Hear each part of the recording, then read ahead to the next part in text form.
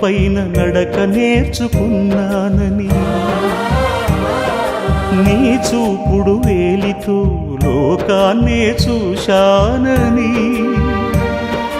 నాన్నను పూజిస్తే ఆది దేవుని కది అందునని, అమ్మకు బ్రహ్మకు మధ్యన నాన్నే ఒక నిచ్చెనని తెలియనైతి తండ్రి, ఎరుగనైతి నాన్న.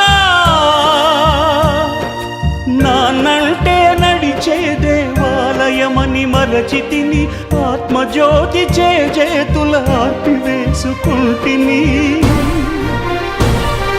మరచిపోయి కూడా నన్ను మన్నించొద్దమ్మా,